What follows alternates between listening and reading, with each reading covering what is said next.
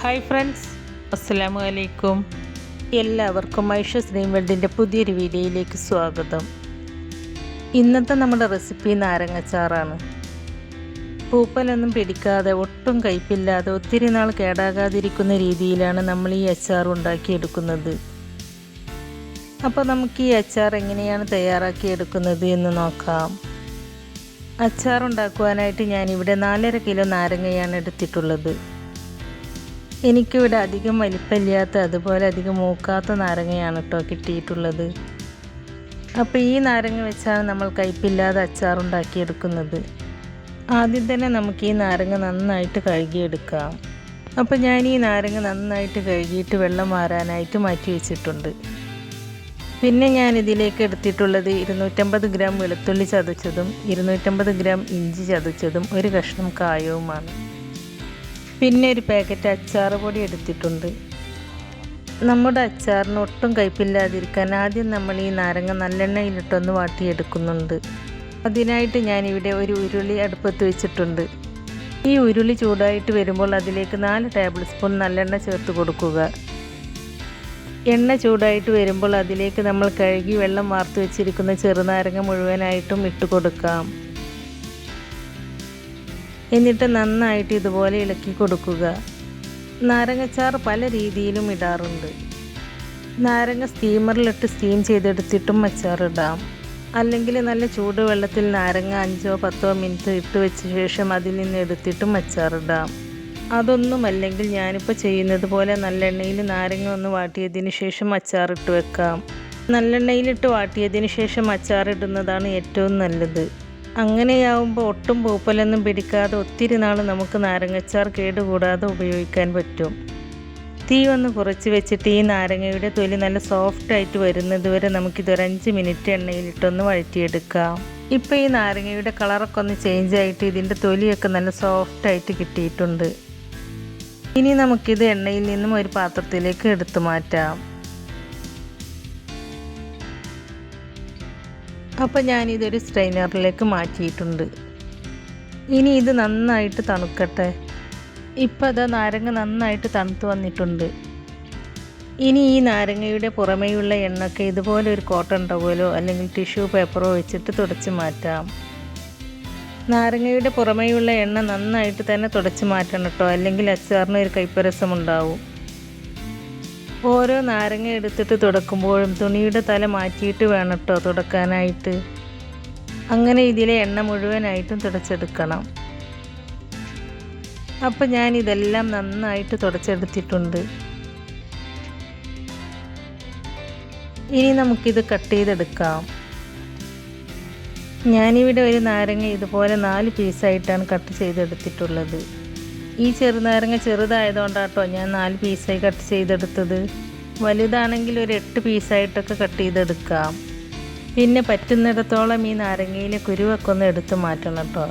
അങ്ങനെ ചെയ്താലും ഈ അച്ചാറിൻ്റെ കയ്പൊന്ന് കുറയും. ഇനി ഈ കട്ട് ചെയ്ത് വെച്ച നാരങ്ങയിലേക്ക് ആവശ്യത്തിനുള്ള ഉപ്പ് ചേർത്ത് കൊടുക്കാം. ഉപ്പ് ചേർത്ത് കൊടുത്തതിന് ശേഷം നന്നായിട്ടൊന്ന് മിക്സ് ചെയ്തെടുക്കുക. ഉപ്പ് ചേർത്ത് കൊടുത്ത് മിക്സ് ചെയ്തതിന് ശേഷം 1 മണിക്കൂർ ഞാനിത് റെസ്റ്റ് ചെയ്യാൻ വെക്കുന്നുണ്ട്. ഇപ്പോൾ ഇത് റെസ്റ്റ് ചെയ്യാൻ വെച്ചിട്ട് 1 മണിക്കൂറായി. ഇനി നമുക്ക് അച്ചാർ ഉണ്ടാക്കി തുടങ്ങാം. ഞാനിവിടെ നാരങ്ങ വാട്ടിയെടുത്ത ഉരുളിയിൽ തന്നെയാണ് കേട്ടോ അച്ചാർ ഉണ്ടാക്കിയെടുക്കുന്നത്. നാരങ്ങ വാട്ടിയതിന് ശേഷം ഈ ഉരുളിയിലുള്ള എണ്ണ ഭയങ്കര കയ്പായിരിക്കും. അതുകൊണ്ട് ഈ ഉരുളി നന്നായിട്ട് തന്നെ കഴുകിയെടുക്കണം. തുടച്ചെടുത്താലൊന്നും പോരാ. കഴുകിയിട്ടില്ലെങ്കിൽ അച്ചാറിന് നല്ല കയ്പായിരിക്കും. അപ്പോൾ ഞാൻ ഈ ഉരുളി നന്നായിട്ട് കഴുകിയിട്ട് വീണ്ടും അടുപ്പത്തേക്ക് വെച്ചിട്ടുണ്ട്. ഉരുളി ചൂടായിട്ട് വരുമ്പോൾ അതിലേക്ക് 6 ടേബിൾ സ്പൂൺ നല്ലെണ്ണ ഒഴിച്ചു കൊടുക്കുക. എണ്ണ ചൂടായിട്ട് വരുമ്പോൾ നമ്മൾ ഇതിലേക്ക് എടുത്തു വെച്ച കായം ഈ എണ്ണയിലിട്ടൊന്ന് മൂപ്പിച്ചിട്ടെടുക്കാം. അപ്പോൾ ദാ ഈ കായം ഞാൻ എണ്ണയിലേക്ക് ഇട്ട് കൊടുത്തിട്ടുണ്ട്. ഇനി ഇത് നന്നായിട്ടൊന്ന് മൂത്ത് വരട്ടെ. ഇപ്പോൾ ഈ കായം നന്നായിട്ട് മൂത്ത് വന്നിട്ടുണ്ട്. ഇനി നമുക്കിത് എണ്ണയിൽ നിന്നും എടുത്തു മാറ്റാം. എന്നിട്ട് ഈ എണ്ണയിലേക്ക് 3 ടേബിൾ സ്പൂൺ കടുക് ചേർത്ത് കൊടുക്കുന്നുണ്ട്. കടുക് മുഴുവനായിട്ടും പൊട്ടി വരുമ്പോൾ അതിലേക്ക് കുറച്ച് കറിവേപ്പില ചേർത്ത് കൊടുക്കുക. അതിനുശേഷം നമ്മൾ ചതച്ചെടുത്ത ഇഞ്ചി ചേർത്ത് കൊടുക്കാം. ഇഞ്ചി ചേർത്ത് കൊടുത്തതിന് ശേഷം ഇഞ്ചിയുടെ ആ റോ ടേസ്റ്റ് പോകുന്നത് വരെ ഒന്ന് വഴറ്റിയെടുക്കുക. ഇപ്പം ഇഞ്ചി ഒന്ന് വഴന്നു വന്നിട്ടുണ്ട്. ഇനി നമ്മൾ ചതച്ചെടുത്ത വെളുത്തുള്ളി ചേർത്ത് കൊടുക്കാം. വെളുത്തുള്ളി ചേർത്ത് കൊടുത്തതിന് ശേഷവും നന്നായിട്ടൊന്ന് വഴറ്റിയെടുക്കുക. ഞാൻ ഈ വെളുത്തുള്ളി ചതക്കാതെയാണ് കേട്ടോ ചേർത്ത് കൊടുക്കാറ്. ഇപ്പം ഞാനിതിങ്ങനെ ചേർത്ത് കൊടുത്തത് ഞാൻ ഈ നാരങ്ങ കട്ട് ചെയ്ത് വന്നപ്പോഴേക്കും എൻ്റെ ഉമ്മ വെളുത്തുള്ളിയും ഇഞ്ചിയും ഒക്കെ ചതച്ച് വെച്ചിട്ടുണ്ടായിരുന്നു. അപ്പോൾ പിന്നെ ഇങ്ങനെ ചേർത്ത് കൊടുക്കാമെന്ന് കരുതി. വെളുത്തുള്ളി ചതക്കാതെ ചേർത്ത് കൊടുക്കുകയാണെങ്കിൽ നാരങ്ങയുടെ കൂടെ വെളുത്തുള്ളിയും എടുത്ത് കഴിക്കാൻ കിട്ടും. അപ്പോൾ അതിൻ്റെ ഒരു ടേസ്റ്റ് വേറെ തന്നെയാണ്. ഇനിയിപ്പോൾ ഇങ്ങനെ ചേർത്താലും അച്ചാറിന് ടേസ്റ്റിന് കുറവൊന്നുമില്ല കേട്ടോ. വെളുത്തുള്ളി എടുത്ത് കഴിക്കാൻ കിട്ടൂല എന്നേ ഉള്ളൂ. ഇപ്പോൾ വെളുത്തുള്ളിയും ഇഞ്ചിയും ഒക്കെ നന്നായിട്ട് വഴന്നു വന്നിട്ടുണ്ട്. ഇനി നമുക്കിതിലേക്ക് മുളക് പൊടി ചേർത്ത് കൊടുക്കാം.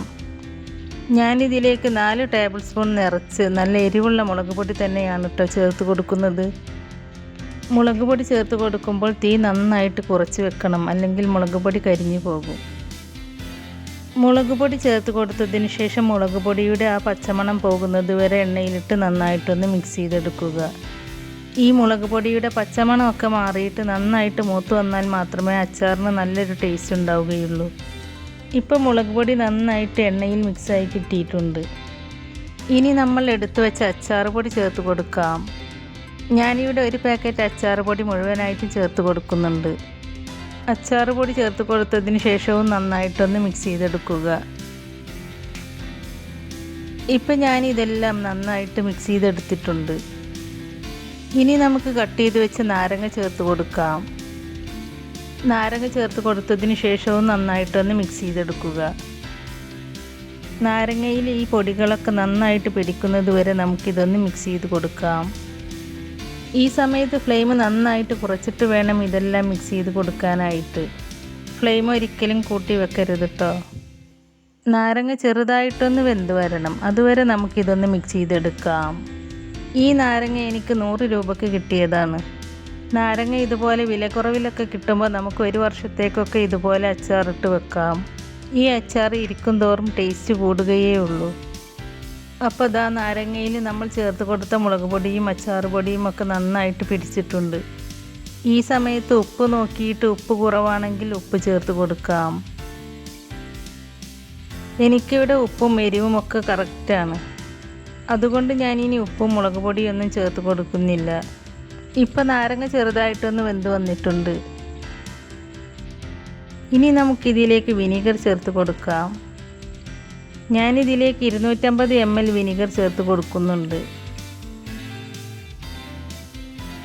4.5 കിലോ ഉള്ളത് കൊണ്ടാണ് കേട്ടോ ഞാൻ ഇത്രയും ചേർത്ത് കൊടുക്കുന്നത്. വിനീഗർ ചേർത്ത് കൊടുത്തതിന് ശേഷവും നന്നായിട്ടൊന്ന് മിക്സ് ചെയ്തെടുക്കുക.